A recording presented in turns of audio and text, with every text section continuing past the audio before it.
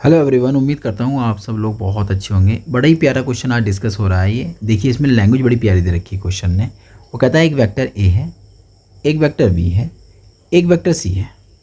इस प्रकार के हैं कि ए प्लस लैम्डा बी अगर हम करते हैं तो सी पर लम हो जाता है। यानी कि कहने का मतलब है, अगर कोई vector A plus lambda B अगर आप बना लेते हैं तो सी जो होगा ना, सी वेक्टर जो सी बनाएंगे आप, उस पर ही 90 का बना देगा। यानी कि दोनों परस्पर क्या हो जाएंगे, लंबवत हो जाएंगे।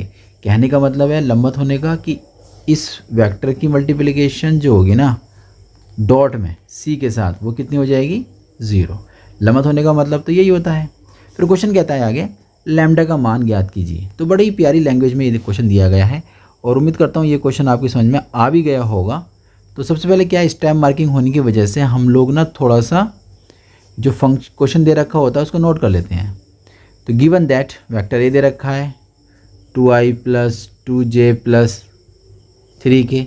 ऐसी वेक्टर दे रखा है बी, तो बी दे रखा है आपको -i और प्लस का 2j और प्लस का k। ऐसी वेक्टर आपको दे रखा है सी 3i + j। क्वेश्चन के अकॉर्डिंग हम लोग पहले इसको फाइंड कर लेते हैं, ठीक है। इसको हम लोग फाइंड कर लेते हैं।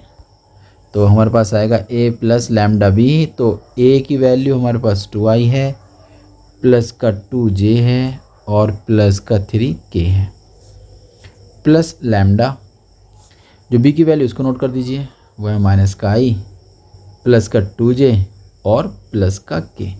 अब क्या करते हैं, ऐड करने में जो i वाले कोफिशिएंट होते हैं, गुणांक होते हैं, उनको एक साथ ले लेते हैं। तो i बाहर आ जाएगा। तो i का गुणांक कितना है यहाँ पर, यहाँ तो 2 है, यहाँ कितना है -1 है ना। लेकिन लैम्डा तो मल्टीप्लाई में रहेगा, इसलिए माइनस का लैम्डा आ जाएगा। क्लियर है बात। प्लस अब हम लोग लेते हैं जे के साथ। जे का गुणांक कितना है यहाँ पर, 2। जे का कितना है यहाँ पर 2, लेकिन लैम्डा तो मल्टीप्लाई में जाएगा, तो प्लस के 2 लैम्डा बन जाएगा। प्लस अब के का गुणांक हम लोग लेते हैं, तो के का गुणांक यहाँ पर हो जाएगा 3 और यहाँ हो जाएगा 1।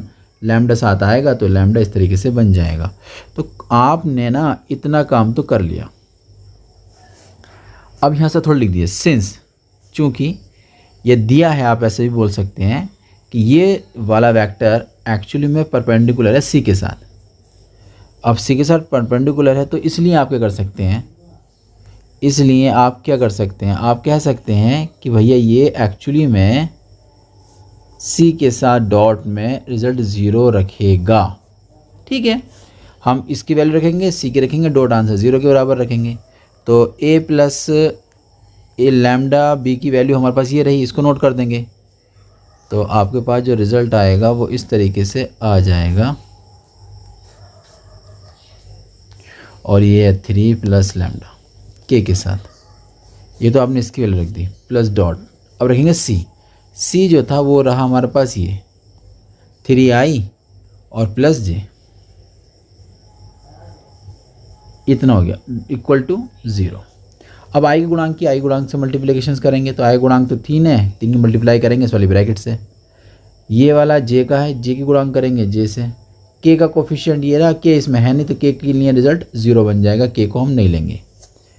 तो i वाले की गुणांक की मल्टीप्लिकेशन i वाले से हो गई, j वाले की जो मल्टीप्लिकेशन है वो j वाले से हो गई, और k वाला नहीं है उसको 0 के बराबर लिख देंगे। इतना हो जाने के बाद ब्रैकेट को ओपन करिए, तो 6 माइनस के 3 लैम्डा 2 प्लस के 2 लैम्डा बराबर 0। अब देखिए ये हो जाएंगे दोनों ऐड करके 8 है ना, और ये दोनों आपस में हो जाएंगे, माइनस का 3 है और प्लस का 2 है, तो माइनस का लैम्डा। फाइनल रिजल्ट निकल कर आ जाएगा लैम्डा बराबर 8। उम्मीद करता हूँ ये क्वेश्चन आपकी समझ में आ गया होगा। हम लोग मिलते हैं एक नए क्वेश्चन के साथ।